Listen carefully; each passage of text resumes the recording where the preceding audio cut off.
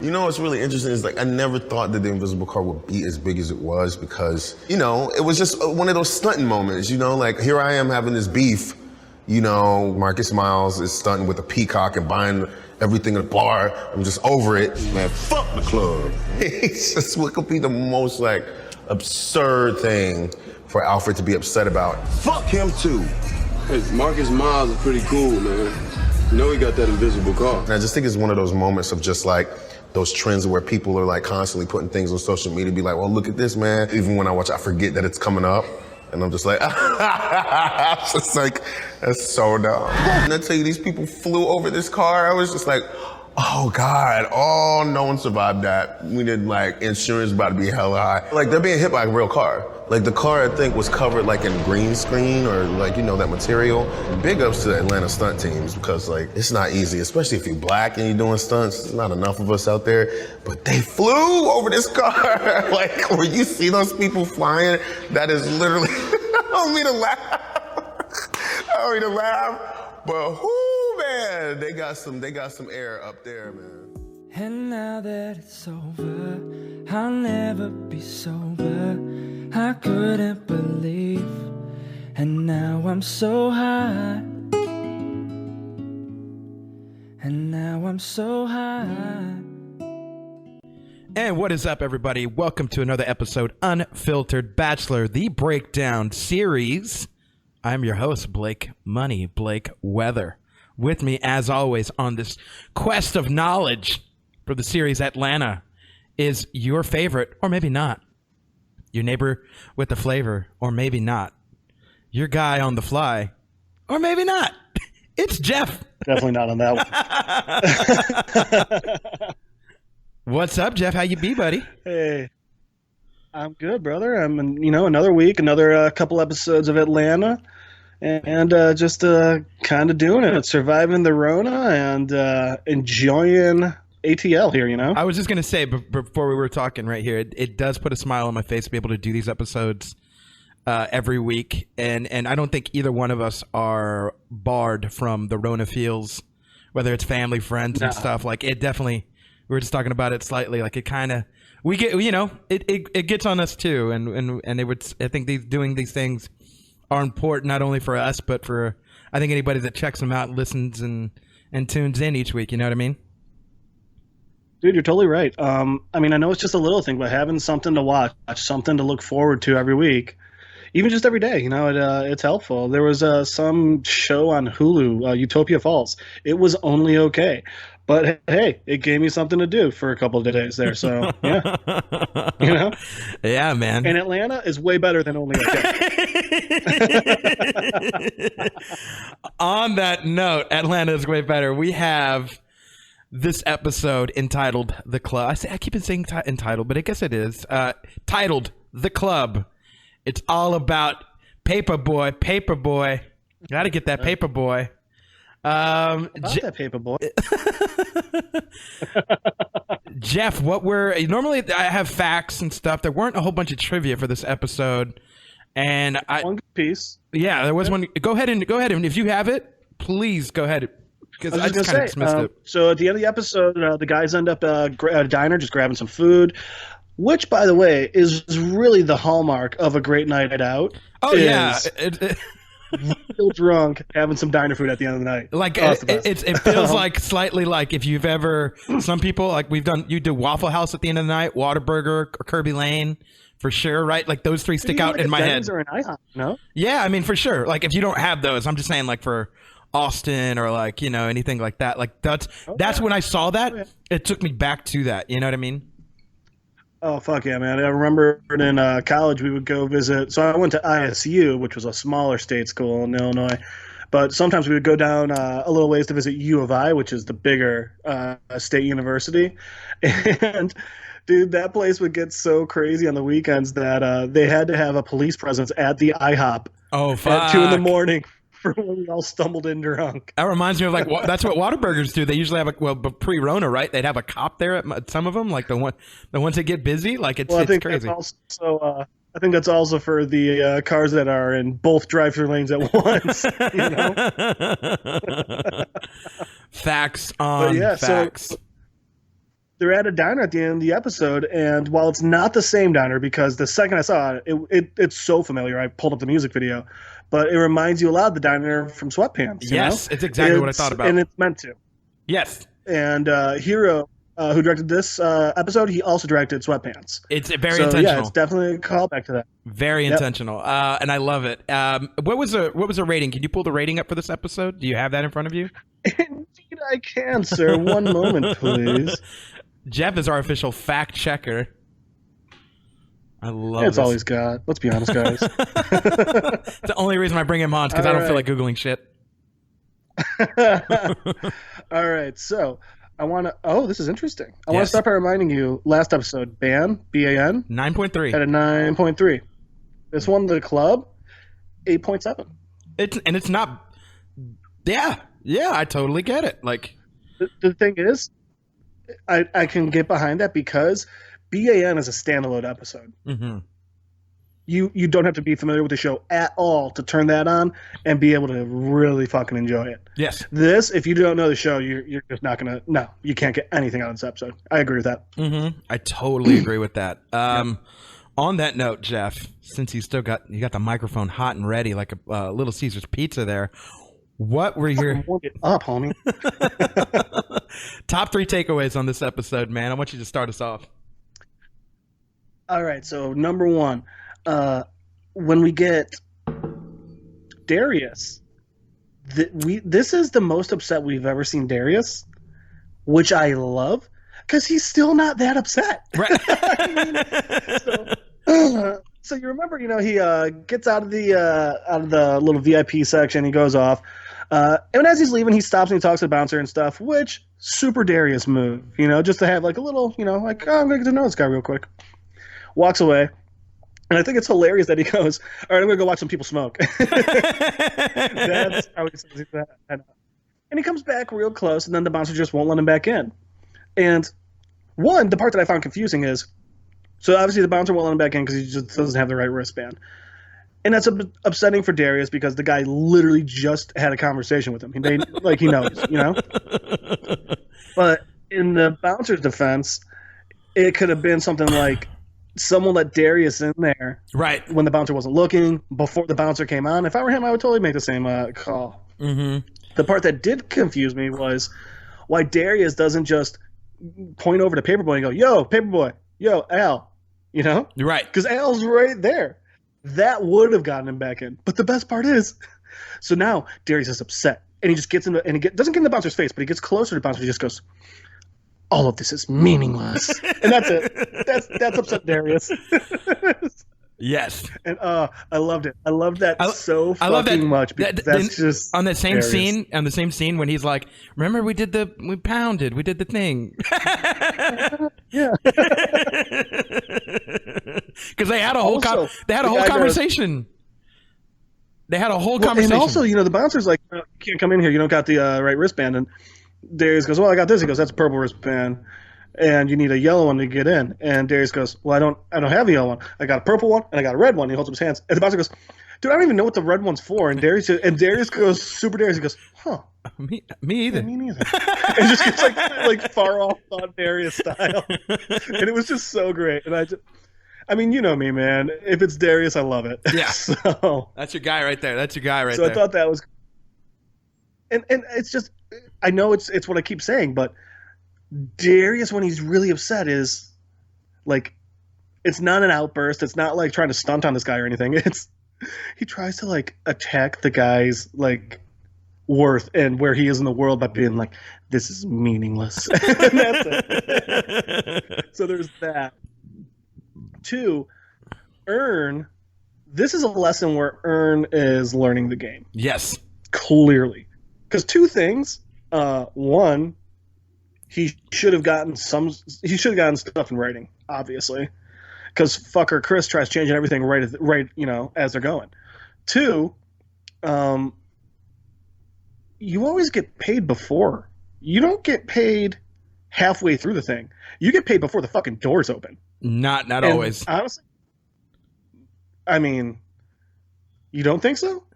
Well, so it goes to your point. I'm going to tag along. Can I Tag me in, Coach. I'm Yes, gonna tag please. along your point real quick, like a Girl Scout cookie. I'm gonna do a tag along. The if you just called it out. If you're inexperienced like Earn, you don't get stuff in writing, and you don't get the money up front. So usually, like a friend of mine, she's in a cover band, and they at least do a deposit for their band. You know what I mean? Like they have a booking fee, and you at least have a deposit that you got to pay up front. Again, to your point, Earn is so fresh in this. None of that. Like he doesn't know any of that. And that's why I'm saying this is where he's learning. Yes. This episode is all about him learning how to play the game. Yes. But the other part of that was my favorite thing is when Earn's back there talking to Chris, and Chris is trying to, is so trying to throw his weight around, which he's a promoter at a shitty club. You don't got a lot of weight, buddy. Calm down. But one of the things Chris throws out at Earn as to why he's only giving him $750 of the $5,000, I love, because Earn, he gave you exactly what you need to say back to him, and what if I were in Earn's shoes I would have said. He goes, well, let's see, it was $5,000. Then we paid for the flyers. Then your guy drank over his limit, and he was supposed to perform. But then he goes, plus Paperboy's a thug, so I have to have extra security. Right. If you're Earn, and if I'm Earn in that situation, here's my exact response. I go, okay, all right. Here's how this is actually going to go. You can give me the $5,000 that you owe us, or I'm going to go get the thug and bring him back here, and we'll see how he treats you. Right. And that's it. That's all you got to do, man. Like, now don't get me wrong. I think Chris probably still would have tried to give Earn shit, but I think that would have upped Earn's reputation. I think it would have, so people in the future don't, if someone hears, oh, this guy tries screwing Earn over, and Earn's like, no, this is what I do. I think that would have helped Earn in the future. Do you see Earn's point though? He's like, man, I'm not as hard as you, right? Like that's why. It's still like in that situation, still the answer would have been Paperboy, and the answer at the end of the day in this episode was still Paperboy. Like it's Earn not 100%. Having, you know what I mean? Like it's Earn not being. He needs to be enough on himself, like enough by himself, to be able to make the moves that he wants to. And that's the thing, though, since he's so new in this, which, I mean, my God, have you ever seen someone more wet behind the ears? Right. I mean, Jesus, Earn, you're just not getting this at all. But if he had been there, if he had said, this is how it's going to go, and even if how it's going to go is, I'm going to go get him and then we're going to figure this out, that still would have given Earn more credit for the future. That still would have been like, oh shit, Earn isn't fucking around. Now, Earn might not be the guy that's able to break your neck, but Earn's got those people. You don't fucking. Yeah, Earn knows the guy that'll break your neck. Yeah. And more interestingly enough, with the way Paperboy got started and everything, he got so big because he shot a dude. So at this point in Paperboy's career, him going and slapping this dude around is going to be so much better for him. I mean, that's not a lose for Paperboy and his whole situation, Right. And I just think it's so funny that this little bitch promoter is trying so hard to stun on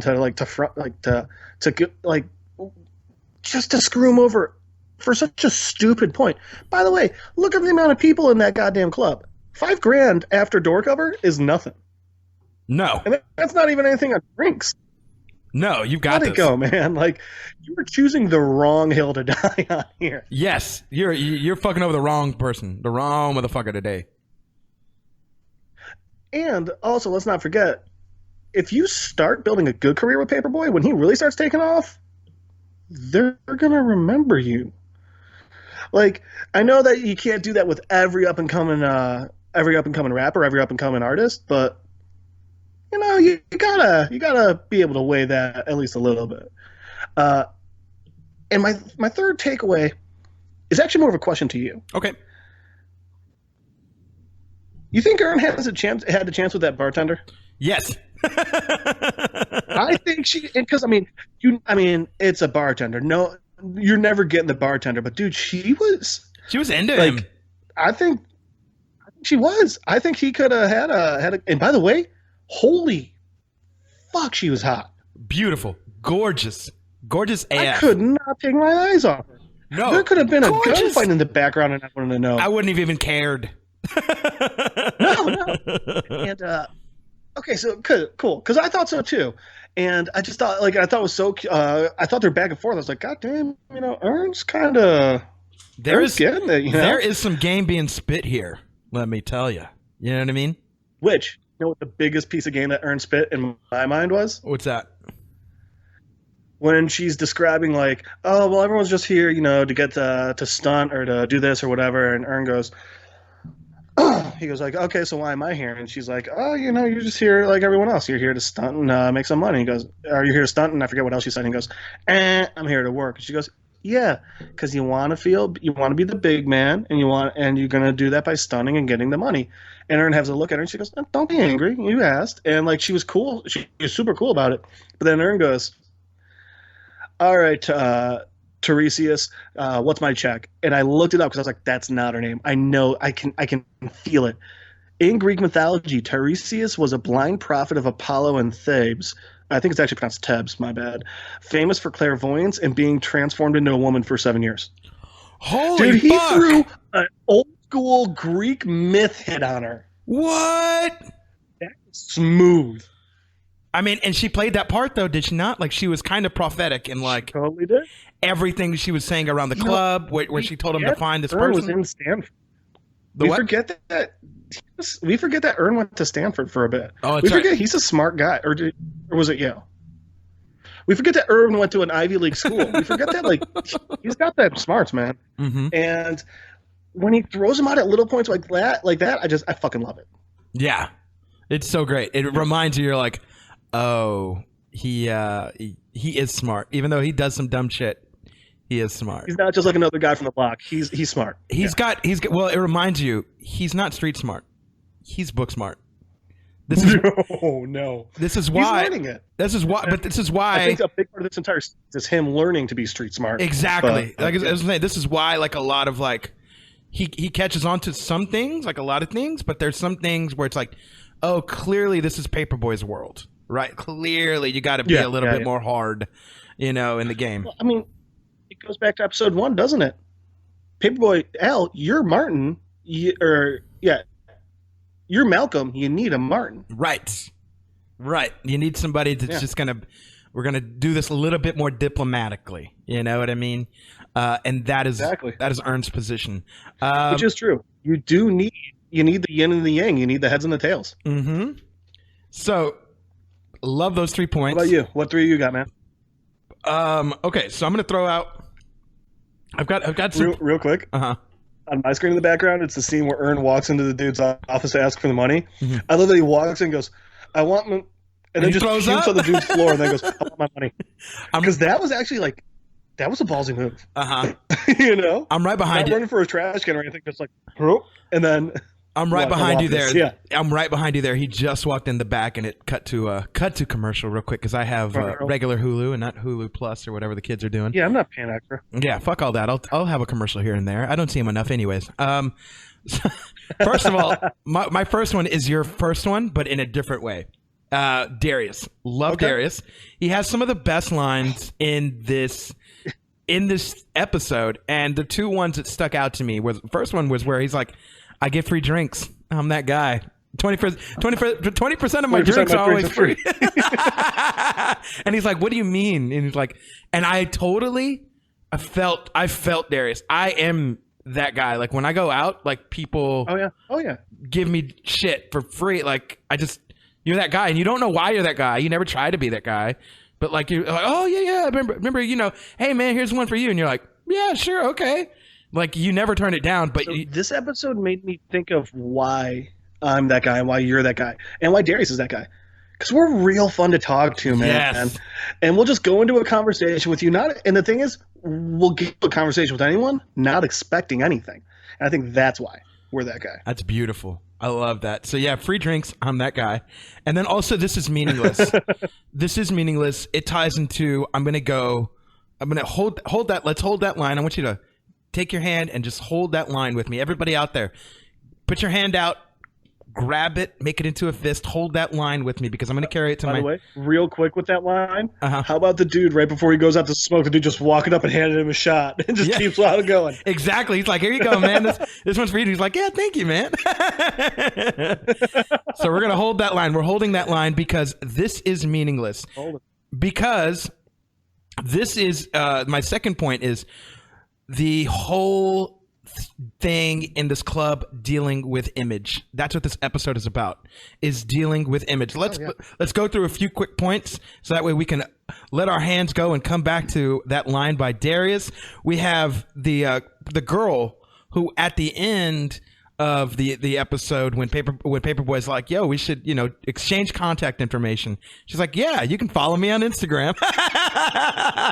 Oh my god, that was so damn funny. But And it was just like I was always mad at that until today when I kind of sat back and I marinated with this episode. I was always mad. I'm like, fuck that bitch. Fuck that girl. Like, she shouldn't be doing this. I know girls that do that. Like, go in, get free shots, do this whole thing with guys. And then they go home and they got a boyfriend. Hell, I might have been the guy that entertained that when I was fucking 23, 24, when I was a club promoter. I might have been that guy that entertained that. I know you got a boyfriend, but you fucking around with me right now. Who cares? You know what I mean? But also, like, after this club experience, it's nothing. And that's kind of shitty. But whatever. Do I waste my time? I don't know. But she brought up the best of point. She's like, you want to party with the cute girls like me and have a good time, basically, while you're here. Because it's all for image. Next thing, let's go to this. Reason why this is the theme of the episode, I think. And they're showing us the point of view from the less glamorous side in every aspect. Oh, yeah. Whether it's chasing money, whether it's being on the opposite end of having VIP bottle service, right? Because in this episode, Marcus Miles, who plays for the Atlanta Hawks in this episode, he has bottle service on the opposite side of the club that Paperboy has. He has the attention. Now, he gets the shout outs. Just the opposite side, the elevated. The side. elevated side, literally right? higher than it. Yes, literally above thou, so to speak, right? Yeah. Literally above that. It's Looking literal. down on the peasants. Looking down on the peasants. He has bottle service. Let's count the things that's for image purposes. One, he has a bottle service. Two, apparently he has a peacock dressed up in some sort of suit or something like that. That dude with In a leather coat. A leather coat. Which he brought to the club. Yes, why? What the fuck are you doing? And then the third thing is he buys out the whole bar and then he leaves. Then the fourth thing that they talked about that you don't believe, you are, again, Paperboy is your voice of reason. Oh, dude. The invisible car that pays off at the end of the fucking episode, dude. Oh my god. That was the funniest part of the episode. Yes. Dude, and so we're gonna do the three. And I have a. Here, like, what are you talking about? Yeah, you shouldn't There's literally Darius says to Paperboy, he's like, oh, he's pretty cool, man. He's got an invisible car. And Paperboy's like, no, he does not. And Darius pulls up his Instagram and it shows him like pointing at nothing in the background. It shows him like leaning on nothing. And Paperboy's like, that's not. There's nothing there. There's no invisible car. Right. And then there's an invisible car. It hits it people. runs people over. You see a dude just sitting down, moving through the air, and then people go flying off. I laughed so fucking hard, dude. I had to rewind it and watch it again. It's hilarious. It's fucking hilarious. It is absolutely goddamn hilarious. He hit him, didn't he? You know what else I think of? Who the fuck wants an invisible car if they could still see you while you're in it? Bro, because it's all about the image. It doesn't matter. And this is what we're going to come back to. When Darius tells the bartender or the security guy, this is meaningless. Yeah. That's because it really is at the end of the day, once you leave the club, like it's a club. Everything is meaningless after this. Like, this is all a different world, an image world, a world of just facade. And Darius, again, I don't think he's the voice of the audience like Paperboy is, but he is the voice of reason. And the reason is, this is going back to we let our hands go now, ladies and gentlemen. Let your hands go. This is meaningless. That's what Darius says. So those 2 points tie in beautifully. Darius is he sees He's the he sees the prophet. truth of the world. He is the prophet. He's the shaman who sees past all the lies. Exactly. I was going to say he's a prophet. He's a shaman. He is a medicine man of this entire show. As we're discovering more and more about Darius. You know what he is? What's that? You know what he is? Uh-huh. He's Darius. I love that. I want to change my middle name to Darius. And then we have my third point is we have Blake, Blake, Darius, Weather. We're gonna work at it. We're gonna work on it, huh? Darius. Blake Darius Stevenson. That could be a thing, huh? We could do that. I like Blake Money Darius. No, I need Blake in there. Oh, Blake Money Darius. Yeah. Okay. We're gonna work at this. We're gonna come back next week with something different. My third point is all the listeners write in. What's your favorite Blake Darius combination? Yes, please let us know. unfilteredbachelor@gmail.com. Right. Paperboy deals with the continuation of this idea of fame. That is another subtone of this episode, and it starts off with, obviously he's in VIP. He doesn't like it. He doesn't even like being in the club. I don't know how many times he said in this episode, "Man, fuck the club," but fucking hate the club. Yeah, but he said that he fucking hates the club like 1,000 times. But it's dealing with. By the way, I can get behind. Mm-hmm. But if I'm in the VIP, I feel like I wouldn't hate it, because the entire reason I hate the club is just trying to move around, trying to get anywhere, how long it takes to get a drink, how long it takes to go to the bathroom. When you're actually like, that's why I like bars over clubs, right? Because you can just kind of hang out with your friends and talk, and you don't have to, hey, how's your drink, Right. And like when you're in the VIP and you're all kind of with each other, it's kind of the opposite of that. Right. It's supposed to feel, and even then, like that's the thing. Like even dealing with this, what's supposed to feel like glamorous for people, it's not, man. Like again, we're seeing the image side from a point of view of like that's actually less than glamorous. Like they talk about, like the first thing that like Paperboy deals with is like he has alcohol he doesn't even like. You know what I mean? He has champagne. I mean, it's rosé champagne. He doesn't like it though. Champagne isn't rosé flavored. There is none. That's a sparkling wine. Yeah, that's not a thing. That's not even champagne. That's not a thing. Yeah. But he doesn't. First of all, he doesn't like the alcohol. He just overall the feel. I don't want to get too in the weeds, but he has this feel of uncomfortability. He's just not comfortable. And then two, get down there, chop those weeds. Yeah. Well, two, you have that guy that walks up, and I love that whole interaction. Like, hey man, you're Paperboy, and he's like, no, I'm not. And he's like, yeah, you are, man. I know you. He's like, man, why you ask? Then why'd you even ask? Oh, it's fucking hilarious. You know what I love about that guy? He raps the whole Other fucking than him verse. literally just no. He talks the whole rap. Oh yeah. He doesn't rap it because rapping still needs a beat and some, and you gotta have some. He literally, if Paperboy's rap was Happy Birthday, this dude literally just walks up and goes, hey, what's up? You're Paperboy. Happy birthday to you. Happy birthday to you. Happy birthday, dear Paperboy. Happy birthday to you. Like, but one of Paperboy's entire raps. Like, that's not rapping at all. This is the first time you see in this, and I love this little, it's just a little thing. He's a black guy and he says N-word. He doesn't say the N-word. Oh yeah, I forgot about that. Instead of saying the actual N-word, he says N-word, my dog, da-da-da-da-da. And he's rapping, he's like, N-word, you know what I mean? Like, it literally says N-word. Awkward. It is awkward because, like, every black person we've seen in here has said the N-word. You know what I mean? Like, that's their thing. Cold world, N-word snitching, caught like a, you know what I'm saying? Cold world, but an N-word, like, this is literally what he's saying. And it makes it so cringe and awkward. You're like, you're black, bro. You can. It's like when I sing rap.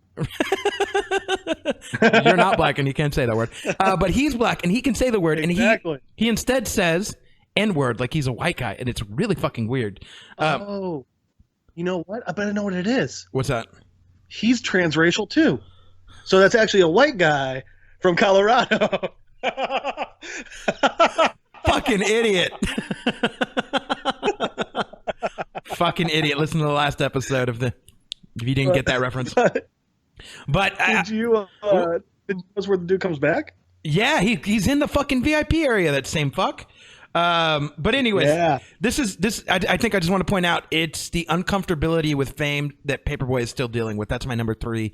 That's my number 3 thing. You know what I mean? He's still trying to grasp this full idea of what it means to be in this image and be in the limelight and like just try to come to terms with it. I think and still really come into his own. And in a couple different ways too, because at first the way you see him deal with it is he's got, including this guy that we were just talking about, he's got all these star fuckers in his VIP area. They're just grabbing his fucking champagne and they're acting like they own the place. And he's like, what the fuck are you doing? Who are you? Hang And on. he gets mad because he's dealing with all the star fucker. To tag onto that line, I replayed the episode right now, and there's that part where the DJ's like, we got Marcus Miles, over here, and then he's like, we got Paperboy. Well, we got Paperboy, but like, here's the thing: if you notice in the shot, the guy that rapped Paperboy's verse is behind Paperboy, and he's like throwing up his glass, like he's outside the VIP area, but he's throwing up his glass from the outside, like, yeah, we here, man. Notice that, and you'll get a fucking kick out of it because you're like, blatantly, he's just trying to work his way into that light right there, just to be like, hey guys. It's a small thing, but it's a fucking hilarious. Dude, that's awesome. Well, so there's that side where he's dealing with all the star fuckers, which is, I mean, I gotta assume, yes, being famous must be great. You got money, you got fame, that's awesome. But the level you have to deal with the star fuckers on a regular basis must just drive you insane. Like, how could you ever form a new relationship with someone ever again without just being like, all right, are you actually interested and think I'm cool, or are you just trying to fucking mooch off me, Right. But then at the end of it, he deals with his fame in the other direction. Someone got shot at the fucking club, but all they're talking about is how Paperboy evidently is involved with because they're saying that he stole the money from Chris. An armed robbery. Yeah, an armed robbery. That was actually, I just read my line. Which I also love how he robbed Chris. Oh, Just that was slapped the shit out of him. with the money. Not only Dude, with his hand, gangster. and with the money. Like paper slap, Paperboy. That's a paper slap. That's a paper slap from Paperboy. Dude, that's so much more gangster than using a closed fist. Yes. No. Yeah. It's what. Hey, let me tell you something, Jeff. It's what the kids call pimp. Oh, he pimp slap a he pimp slap a bitch is what he did. I was thinking like old school Italian mob. I'm thinking Goodfellas and shit. Just right on your fucking stupid fucking ugly face, bro. Oh man, but I do have that written down at the end of my Paperboy. At the end of my Paperboy point was by the end of the episode, he is infamous now and wanted for armed robbery. It's like, oh Jesus fuck, man. The man can't escape infamy. You know what I mean? Dude, Chris calling out. I also thought it was really interesting how Chris was impressed with Paperboy for doing that. Yes, yeah, because Chris turns to the girl at the office with him and goes, "That boy's gonna make it big." And then he's like, "What are you doing? Call the cops!" Call the cops! Yeah, that's kind of a bitch move on Chris's part to call the cops, but I'm guessing it's also a part of the he can insurance write off. No, it's no insurance write off, bro. Like you just don't. You gave up the money then, so you get it back. You know what I mean? Like I think that was his plan all along. Like, listen, man, when I saw that, but if he never gets the money back, he was robbed, so he can claim it for his insurance. Oh, right. I got you. Okay, yeah, that makes sense, I suppose. Yeah. I was going to say, Chris reminded me a lot of shitty like bar owners and managers that I've had to deal with, where like you are chasing them. Dude, he reminds me of shitty managers that I've had working in bars and restaurants. Yeah, where you just that slimy, sleazy fuck who's trying to get out of everything.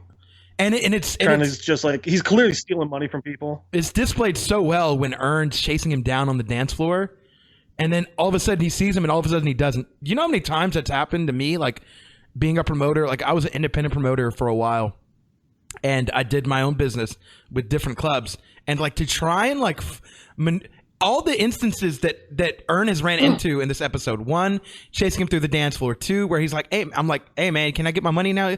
Yeah, first, hey, get these shots real quick. You know what I mean? Like I'm trying to take these to my girls. I'm like, yeah, okay, cool, man, I'll follow you, but like I need my money, bro. And like you give them to somebody. I've literally ran in this instance, and they're like, I don't know who the fuck that is. And you're like, fuck, dude. Which because that was the part where I was like the first one when he loses Ern in the crowd. to like a casual observer, it's like, oh well, it's a crowded dance floor. Maybe Aaron just did lose sight of him. It happens. For me, just working in restaurants and bars as long as I have, I was like, oh, I know exactly what this motherfucker's doing. Yes, I did too. The part with the shots, I was like, that's fucking clever. That is Clever. a clever way to lose Ern, man. Clever, dude. And I've had bartenders do that, like where they give me shots and they're like, okay, give these to this girl right there. They're wanting them, and like I give them to them, and I turn around, gone, and I'm like, where the fuck is this motherfucker at, dude? Like, fuck, like. Like, god damn it. I feel like Ern, bro. I felt like Ern a lot of times. And so to see that instance play out the way it did, it was just fucking great. And I love this episode. The majority of this episode's all in one location. It's all the club. And it's so much at one place. I mean, it's almost a bottle episode in that aspect, but there's so many different parts of the club. I don't think it's technically a bottle episode. Man, by the way, bartender's back on screen, and God, she is beautiful. Beautiful. Anyway, can I ask you a question? Do you think part of the reason people think they can walk all over him is the way he's dressed? No, I think it's how he like carries himself. He's not tough. Dude, guy. I think even if he just buttoned up his shirt, so it's not like keep on keeping on t-shirt. If he's wearing just a collared shirt and jeans, I think even then he looks a little more professional. I think it points out that he might not be as green as I think, Yeah, I see what you mean. I mean, you look at Ern and he does not look like a manager, He looks very green. He looks like, and it's interesting because we actually can go back to Lil Dicky on this. Look at the episode Talent Show, So in Talent Show, they kind of had the same thing going. They had the nicer VIP area, but then they were just fucked off to the bad one. And it's kind of like how Paperboy's not in the nice VIP area. He's in the bad one the entire time. And then conversely, while Mike, Dickie's manager, is nowhere near a foreboding or intimidating dude, Mike can talk the talk. And so, I just think people aren't going to fuck with him, Right. He's back. He can talk the talk. He can walk the walk. You're like, oh yeah, that guy's professional. With Ern, it's like we're gonna fuck this guy around because like he's not. He's what? Hey, he's that guy right there. You know what I mean? He's this fuck boy over here. Totally, man. Yeah, man, a lot to take in this episode, but I really I also found myself wondering. What's that? Man, I wonder how often in his early career that happened to him as Gambino. It happens to every rapper, man. You have to learn. Oh yeah, but I mean, and that's the part that it's so funny watching Donald Glover out here, being this guy trying to deal with this, whereas now, no one would even think of trying to do that to him as Childish Gambino. Are you stupid? Do you know how much money he just brought in? Give him whatever he wants. Right. Give him all. Does he want the bar? things. Let him take the bar. Bro, can I make a shout out to the fans? Everybody, can you please go to unfilteredbachelor@gmail.com and just let us know how much money you want to send us, because we are working on getting ourselves an invisible car. I just let us know how much money you would tip us. We'll send you our Venmo and Cash App. I'm gonna have to disagree with you. I gotta disagree with you. While the car sounds cool, I think we should go with the motorcycle with the sidecar. Still invisible, of course, but I think that would be the way to go. Got a lot more pickup, You're right. Obviously, I'll take the sidecar. It's cool. I don't mind riding bitch. It's whatever. It's what we call shotgun. We call that shotgun in the game. So a real quick side note as we're wrapping this up, man. Brian Tyree Henry, did you see the GQ thing I sent you? How great was that? Did you watch it? I think I forgot to read it. You forgot to watch it, you bastard. But anyways, I'm so sorry. I'll resend it to you after we record this. But he talks about this episode because of obviously the invisible car, and he talks about how they recorded that scene. They literally wrapped a car with the green material that's for use for green screen.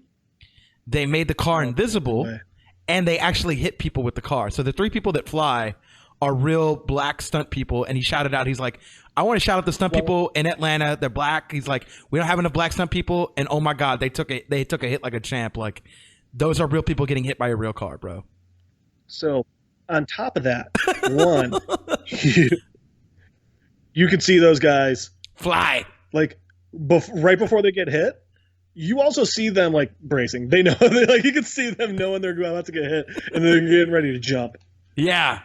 2, that is so true. As underrepresented as shit, excuse me, man.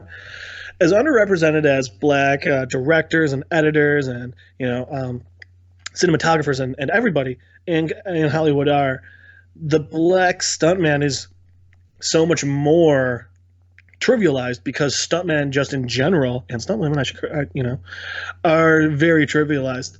I think that Jason Statham had one of the best ideas that I've ever heard in regards to the Academy Awards or whatever things you want to do. He kept saying, like, there needs to be a stuntman award.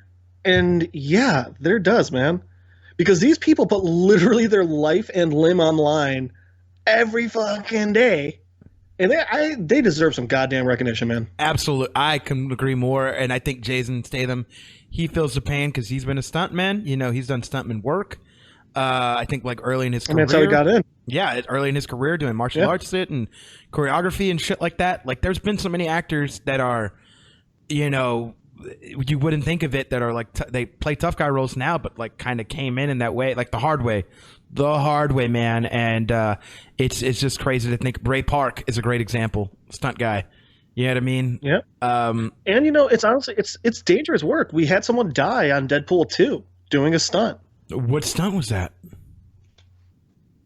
It was a motorcycle stunt that actually Van Zazie was supposed to do as Domino. Oh shit! Her stunt woman in one of the motorcycle scenes did not go well, and she died. No. They halted production for 7 days. Just like on the other one I remember is Triple X, right, with Vin Diesel, where the guy died on the bridge. Oh my god! He slammed into the bridge and died. That was a bad one too. Yep. But this and, by the way, they don't get paid well enough for that sort of risk. Yeah, they just love what they do. The love of the game a lot of the time.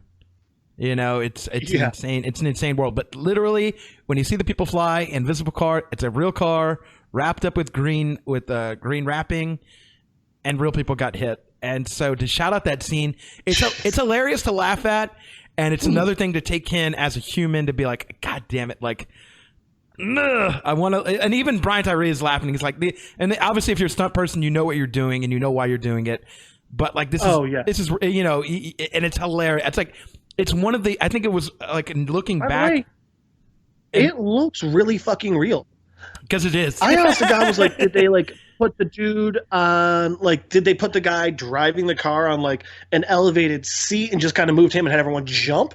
Like, if I didn't know what you just told me, like, it looks like an invisible car actually ran some fuckers over, which is another testament to this show. Yeah. Like, reinventing the game, dude. Good production. Reinventing the game, and literally, I'm gonna start taking pictures and put it on my Instagram and be like, "Everybody, check out my invisible car." I'm gonna start doing that and see how many people catch on. Actually, you watch. Do one of you like cleaning the rims? Yes, I'm like, yeah, I don't even know. That's a new spin. Just put my finger like this and like spin them. Look at this. I just put my finger like that. Like, ooh, baby. Y'all don't know my invisible car, baby. That's a new Rona challenge, the invisible car challenge. I'm gonna do it. Wrapping this up, man. Anything we missed before we clear house on this episode and move on to the next? So just the only other thing I can think of is I just love Paperboy sitting there and he's like, I don't trust that guy and I don't trust their kind. Ern's like, who? Nigerians. I love Ern just goes, Darius is Nigerian. Paperboy's like, for real? Darius is just like, yep. And Paperboy's just like, God damn it. Bro, that's his best friend even before Ern got in the picture, and he had no idea he was Nigerian.